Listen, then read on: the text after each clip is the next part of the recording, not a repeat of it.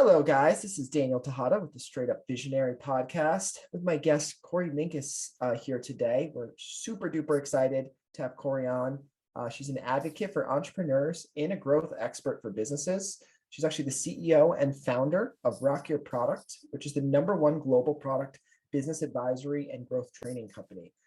She's a 30-year Fortune 500 consumer products thought leader, a global brand strategist, an international speaker, and #1 best-selling author. She's provided sequence, clarity, and results. She's been featured in USA Today, Success Magazine, Forbes, Vanity Fair, Condé Nast, and on CNBC.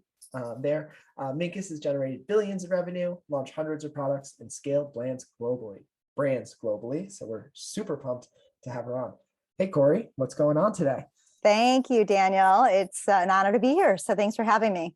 Yeah, really looking forward to our conversation here today. So I'd like to start, Korie, with just, telling us a little bit about yourself and what you do and all the voodoo that you do there. Cool. I love it. Thanks. Well, I am on this incredible journey now, 30 plus years of helping consumer products brands launch and scale their products globally. And that's been my journey for a lot of years. Started in corporate, was there for 25 years. And left about 6 years ago, really on a destination of growth. I didn't know what it was, but it was something to take all of the talent that I had learned in 25 years in the traditional corporate environment, helping brands launch and scale to over $1 billion, to really understanding how you can break that down and help entrepreneurs create that same opportunity. Entrepreneurs being smaller business owners, right? So those that are either pre-revenue up to about 50 million in revenue a year. Because entrepreneurship is an amazingly complex and beautiful journey. And it's a journey of self-discovery and growth. And so we know that in launching products to the market, there is a sequence of events, there's best practices that can be applied. And the idea is that a lot of those things really aren't shared readily and openly with businesses. And so my goal was to be able to create a platform where more businesses could have access to the information that they needed that was most important for them to move through the growth of their business that they wanted to achieve as successfully and as smoothly and hopefully financially meaningful as possible. So that's what I do today. And Rock Your Product is my company. I've been doing it for 6 years. It started out as a group training program where I spoke internationally and worked with big groups of people. And over the last couple of years, due to COVID, with not being in so many large environments, meeting mass amounts of people at one time, I really scaled my business into a very customized private practice, which I happen to personally love. I love it because I realized after working in corporate for so many years, actually getting into the grind with someone's business is very exciting for me and a lot more meaningful, and we can create better impact and outcome than doing some of these larger group training, facilitation and things like that. We get really into the tailored needs of the business owner that we're working with. So that's what I do today. I love it there, and definitely, I know we've definitely seen the value firsthand with some of our clients here, and being able to get, let's say, like down and dirty with some of the actual like input versus those super large group settings, I think really does make an impact. Like you move above the like high level, what I call like the fluffy stuff, which is so important. But if you go to enough seminars, right, you're going to get a lot of that high level piece, right? The big, really more important piece is like, how do we actually problem solve, the actual situations that our businesses are running through there. So absolutely see the value there. Let's break this back a little bit here. So you mentioned, you kind of started on the corporate side of things. Did you have experience starting with smaller businesses, or did you start with larger brands right off the bat? I'm curious how, you kind of moved into this realm of more of that entrepreneurial, type of businesses there. Yeah, great question. So one of the things in corporate that was really meaningful to me, even though I started in some larger companies, and I'll tell you about that in a minute, was finding opportunities in companies where I could be very vertically exposed, so that I could learn how corporations run really from all aspects of business. As we know, successful companies can't just be successful in one area. There's all of these verticals within your business that you need exposure to. And I think one of the reasons that I am able to do what I do today, and I'm fortunate enough to have the skills that I have, is because I have spent so much time over the years of my career, understanding how each of those disciplines work together and how they can actually support growth for each other. So a little bit of both, Daniel. I think the first company I worked for, I think we did about $50 million a year in revenue. And from there, I worked with one of the largest Fortune 500 companies. And so we were quite a large company, but I always made sure throughout my career that I work with companies under $1 billion, actually closer, probably between $500 million and $750 million. And I found that companies that size allowed me to still be in the boardroom, making bigger decisions, understanding the strategy behind the positioning of the brand and the brand growth, and really getting down into the finite details, even sitting in the financier's office and understanding what kind of decisions the CFOs were making, to understand, from banking to capital raise to, repositioning brands to be able to be more equitable for businesses. There were so many aspects of the business that I was able to learn. So throughout my career, I made sure that any company that I did work with, I was able to kind of have that grasp on all of those different moving parts of the business. So although I've worked on some brands that people would never know, I've certainly worked on brand names that everybody probably knows as, Fortune 500 or top 100 brands that we all know and love. So That's awesome. And I think one piece that's so huge is getting that exposure to many facets of these businesses, especially for, what you're doing right now from an advisory role there, is huge. And it's not an opportunity that everybody gets, right? I think the bigger the companies, the more specialized the roles become, and sometimes almost the more silos to an extent there. And sometimes it is harder to really push that learning piece, especially in the early days of your career. So it sounds like you've really hit the nail on the head with some of your choices in regards to company size and things like that. thanks. Yeah, that's something I've been fortunate enough to have that too. It's a little bit more chaotic from time to time too. Right? Sure. I'll definitely say that. Yeah. What would you say got you to, finally go out and do this on your own? Obviously sounds like very successful on the corporate side of things, and you're moving into some big brands. I'm sure lots of responsibility, but what, made you take that plunge there? Yeah, great question. So why would I leave a comfortable corporate job for entrepreneurship? Who would know that would be such a crazy change? So actually, I was at a point in my career where I'm kind of a consummate learner, and I had just gotten to a point where I wanted to gain more access to information, and I didn't know how to get it. At some point, like, you kind of get tapped out to a certain extent of what you've learned and what you know. To some extent, I don't want to sound like I knew everything by any stretch, but the repetitiveness of the experience was definitely playing. Once you get that domain expertise, right, there's still new things that you can learn. And I think having an open mind is huge so that you don't miss out on new opportunities. But, like I would say, I know probably 99% of what exists on Amazon ads today there, but there's still more. Right. I totally get it. Yeah, absolutely. We can always learn more. So I was seeking actually to learn more. So I was actually going to go back and get my executive MBA. So I had applied to, I live in Chicago, so I applied to some of the top business schools here in Chicago.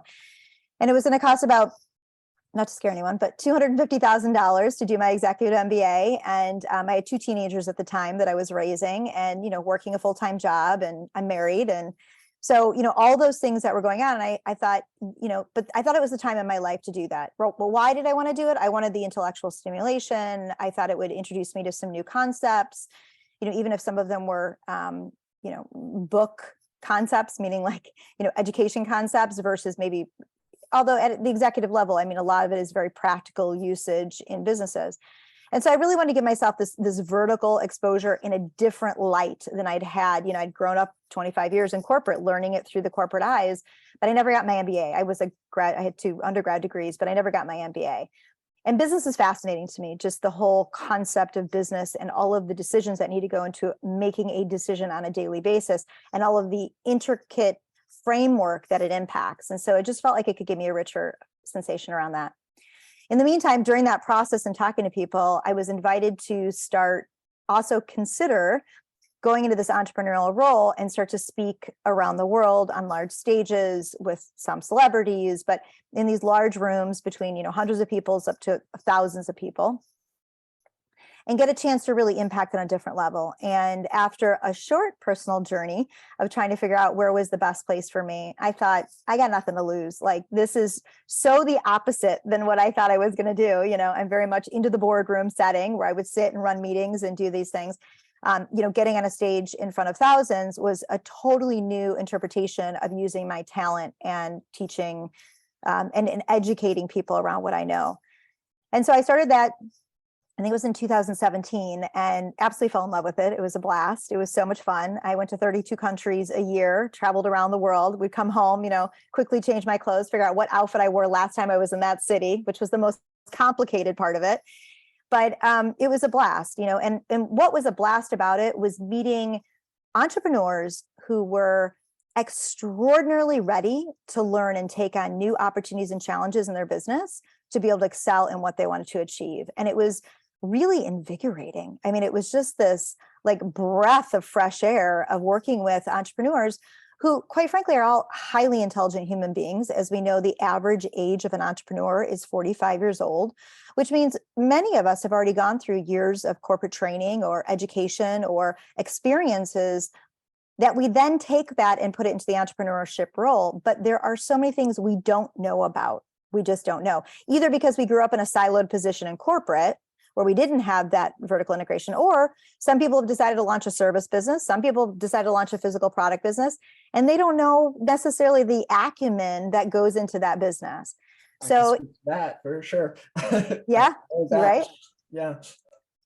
Yeah. So that it became just a really a breath of fresh air. And I did that for about 3.5 years before COVID shut us down. And, we couldn't get on a plane anymore and run around the world. In fact, I literally flew home the day that the US, shut down. I was in Dubai and Abu Dhabi, and I was in Singapore. And then we had gone to our last event in Orlando, and I flew home from Orlando that day.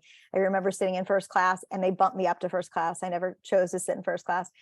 And everyone's like, the chatter on the plane was just like, oh my God, what's going on? And I said, I just came from Singapore like 2 weeks ago, and the masks were off and everybody was fine. So then everything shut down here. So it kind of stopped the world and took everything online, which was great too. So, but that's really what got me into this role that I'm in currently, was really identifying the extreme need. And the need really is, if you're a business owner that's doing business between pre-revenue and, like I said, 30, 40, $50 million in revenue is about where I tend to tap out, and you have different needs and what I can actually help you around.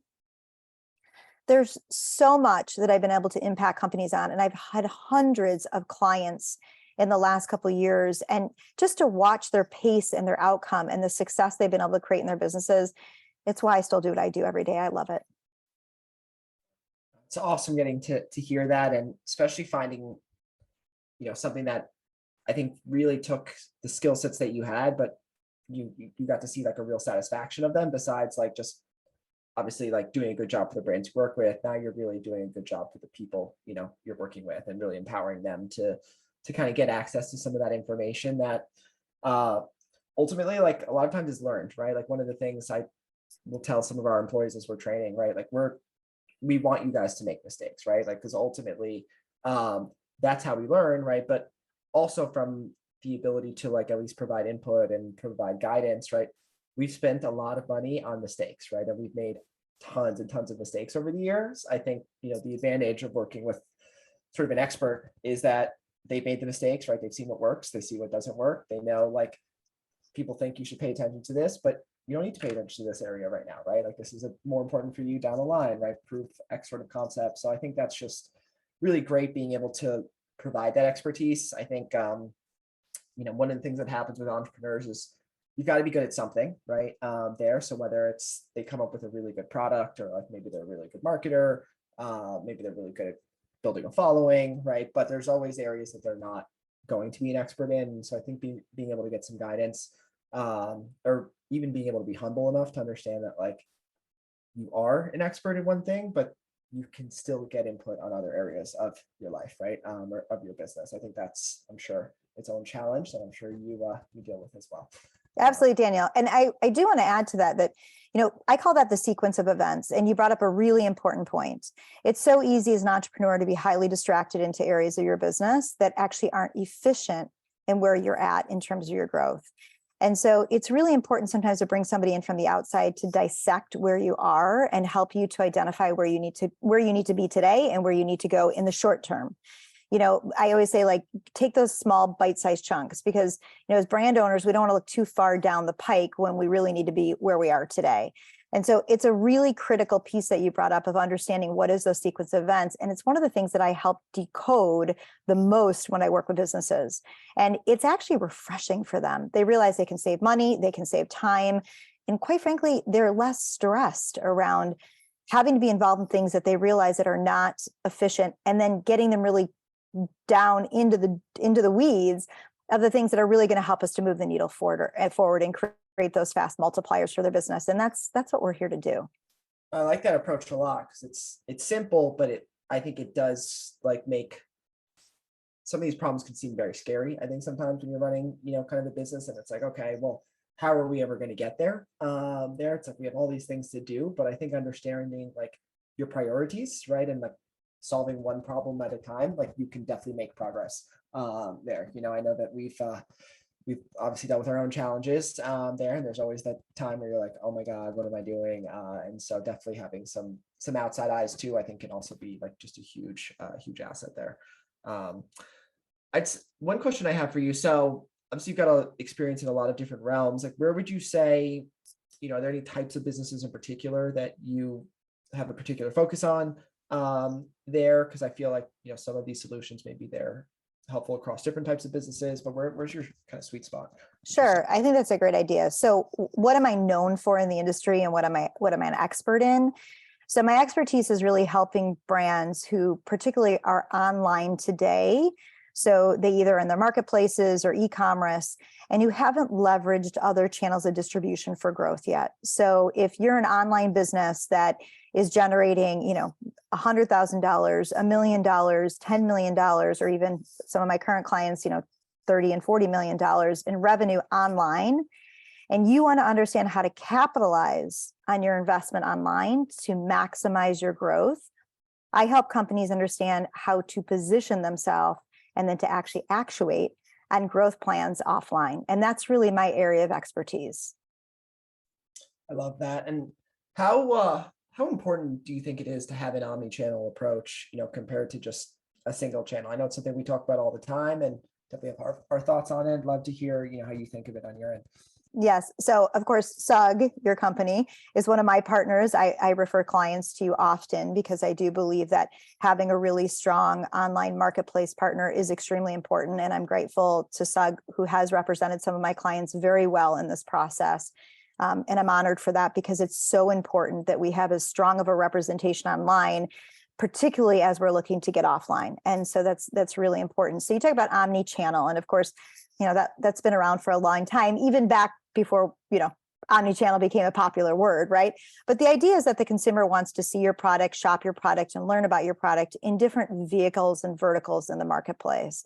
You go to a doctor's office or a medical professional building, or you go to a spa, or you go to a physical therapist, wherever you're going for your product, wherever you're going for services, is where product can be introduced to you in a marketplace that can help to educate you about that product. I mean, I went to a health food store the other day that I rely on when I want to go get educated about things that I want to fix about myself health-wise.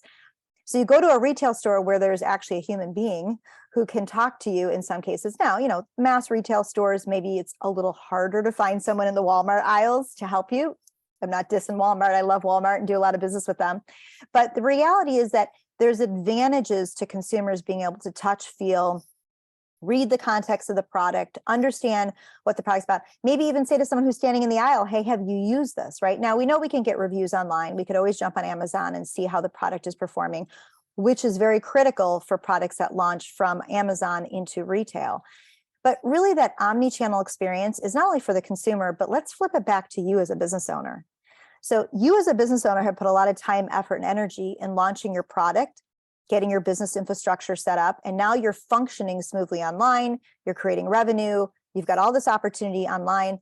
Why wouldn't you want to create fast multipliers for your company and go offline? I was telling Daniel before we went live, one of my clients this morning I was on the phone with, they do about $25 million of revenue online, mostly through Marketplace, but also through their own e-commerce.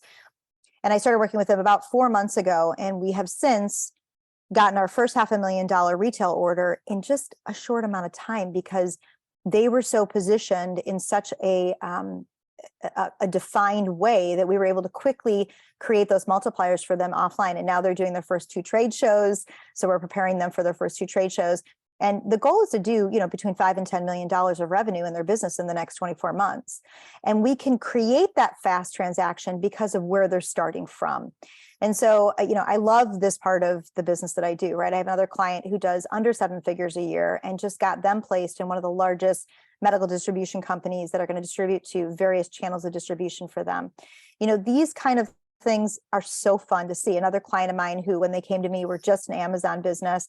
Now they're in almost 1,000 Walmart stores, right? So the reality is that there are advantages and disadvantages of both, but as you look to grow a truly sustainable brand, and if you want to exit that company at some point, which we all do want to exit at some point, either create fast multipliers or exit, one of the two, but we want to be able to be well positioned for the strongest exit that we can. And the more we can leverage, this is a big thing, Daniel, the more we can leverage those various channels of distribution, the more efficient as an organization we can become. So that's something that I love helping unearth for clients of mine, where they can see all those various opportunities that they can create fast money multipliers in. I love it. And it's such seems so obvious when I, connect with you and I chat through you on it. Like, why wouldn't you be, right? If you're already selling on another retailer like Amazon or like your own .com, like you should definitely have a retail strategy. I think it's to what you said early on. It's like this like playbook of secrets, right? That people don't know, right? But like, that's ultimately what our job is to just empower these folks to understand, like, it's not as scary or as complicated sometimes as you think.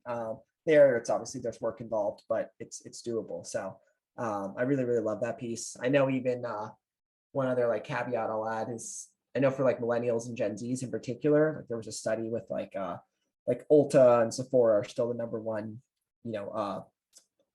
most trafficked areas for purchases, right? For millennials, Gen Zs, Amazon second compared to those two guys. But I think it's like 40-something% of customers while in store will go to Amazon to decide if they're going to make that in-store purchase. So to be educated. Yep, exactly. So they're looking at the reviews, they're looking at how the listing looks and things like that. So even that multiplying effect in the sense of like that education piece now comes from there. So I think it's just and vice versa too, right? If someone's in the beauty aisle and they tend to buy like this acne wash, and all of a sudden they're in Target and that acne wash doesn't exist, but they need it right away, like now you're also leaving a space for your competitor to get purchased, right? Just because of 100%. Yeah, great point, Daniel. And also to add to that, think about the opportunity that you have to be on a store shelf. I mean, we pay so much for advertising online, but truly in most instances it's free to be on a shelf. You just have to earn that spot. And so when you think about the value of having 5,000 Walmart stores or 6,000 Walmart stores marketing your product for you, it's kind of a beautiful partnership. And so it's really understanding what those partnerships look like and how to develop that maturity around your business that really can create that differentiation. So you're absolutely right. It's a beautiful thing. And, we don't talk about this too much anymore, but again, never minimizing e-commerce or online, because we know that is you must have that, and you must have that high functioning. So there's not even an exception around that. But truly, reality is that still 70 to 80% of all physical products that are purchased offline. So if you're doing your online business and you can create all of that opportunity, if you think at your growth potential as a company, it is quite massive. And so why wouldn't you take advantage of that and understand how to create that opportunity? It's a beautiful thing. Yeah, no, especially if you've done the work online to create brand awareness, and you've obviously you're seeing sales growth or like retail should be a logical step there. So totally makes sense. So I want to wrap this up here with, one of the questions I like to ask, which is, if you're talking to your younger self, what are things that you would have maybe done differently, or some different advice you would have had for yourself to speed things up? Such a good question. I love it. So probably the latest thing that's gotten to me the most, and I started this when I was 38 years old, and I wish I would have started sooner. And I am unfortunately or fortunately north of 50, so it was a little bit ago, that I actually started to diversify my my investments to be able to have a passive income. And one of the things I found funny when I left corporate was, everyone said, well, I'm a serial entrepreneur. I'm a serial entrepreneur. And I didn't really even know what that was because I was a corporate leader. So, I didn't know what serial entrepreneurship really looked like. But what I realized is that whether you're a corporate leader or whether you're truly a business owner, looking at how you can create diversification in your income, and passive income is a beautiful thing. So diversification in your income and passive income are two of the most important things that any human being, whether you're a business owner or not, again, corporate leader or not, whether you're 28 years old or you're 58 years old, the reality is that this is something that we should be educated on as human beings. And believe me, I have two young men who I'm raising, and it is, even if they go out and they get a job and work for somebody else, I want to help them understand, how do you become a serial entrepreneur when you're working for somebody else? And how do you make sure that you're creating a passive income for yourself in some capacity? And this is a daily conversation in my home. But I would say that's one thing that I wish I was educated on younger. And, I don't blame anybody for not educating me. I blame myself for not being self-educated. So in any platform that I can share that with people, I share it. I think the other thing I would say is, as far as entrepreneurship is concerned, and whether you start entrepreneurship at a younger age than 45 or you start at 45, one of the most important things we could do as human beings is build our personal brand, which is exactly what you're doing here, Danielle, right? Is you're building your brand. That's right. And we do this because we understand that people buy from people, right? There's no such thing as business to business. It's actually people to people. And so the best way to create a relationship with human beings is to actually be a human being. And so that means you have to step out in front of your business, just like you're doing, right? Did you ever think when you started an Amazon business that you were going to be like, doing podcasts and, entertaining guests and all that stuff? No, right? But I'd just be on my computer running ads and calling. That's right. That's right. But you realize in order to generate business, and you guys have done an amazing job at that, you got to be out there in front of your business doing that. And so again, whether you're, I got young boys, one finishing up high school, one finishing up college, and I just give you that in terms of spectrum. Whether you're in high school, college, whether you've graduated from college and you're a young corporate warrior, I do speak at corporations as well. I've had Johnson & Johnson just had me in to speak to them about how people who are in corporate can actually operate with an entrepreneurial mind. And part of that is helping understand, how do you develop out who you are as a human being? And let's be honest, corporates want people who are developing themselves to be better people, because you're going to be a better person for that corporation.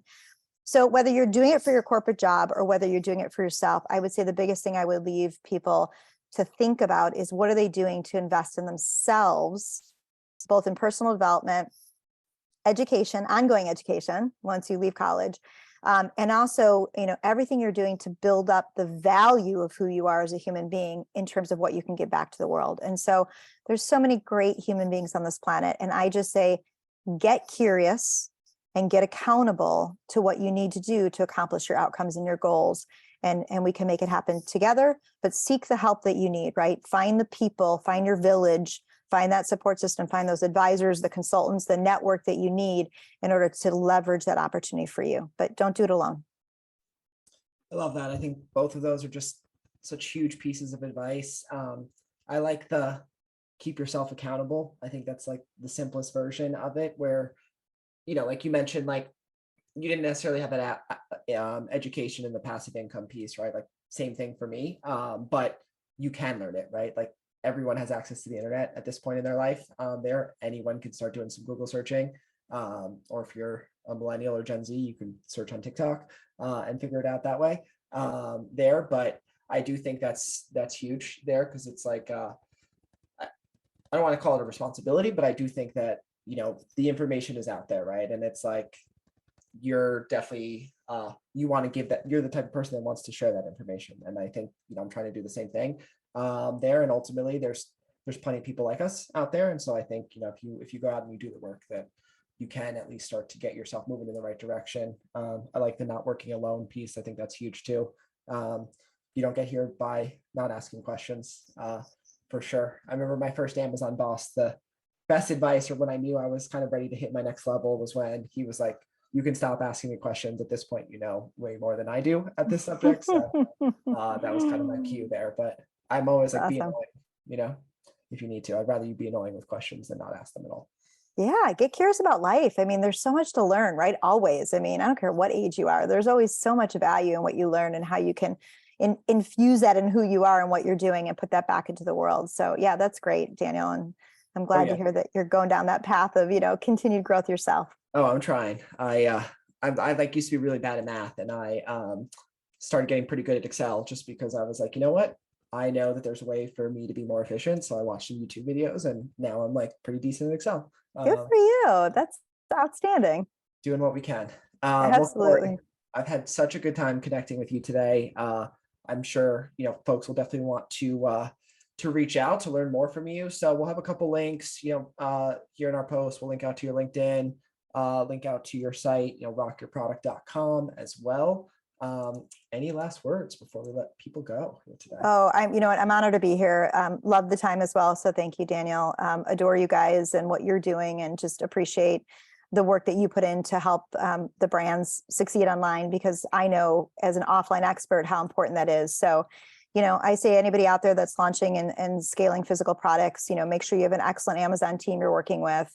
Make sure you understand how to do e-commerce so that you don't blow through too much cash, and then figure out an expert that you want to work with to get you offline and create new channels of distribution for your business, because there are so many opportunities for your product. Don't limit yourself by what you think you need to be, which is online. Make sure that you look and expose all of the opportunities where your product can be distributed. So exciting. That's what I can say, is it's exciting. And we love it. And don't forget about those multipliers. Reach out to Korie for sure. Thanks. Thanks so much. Awesome. Bye-bye.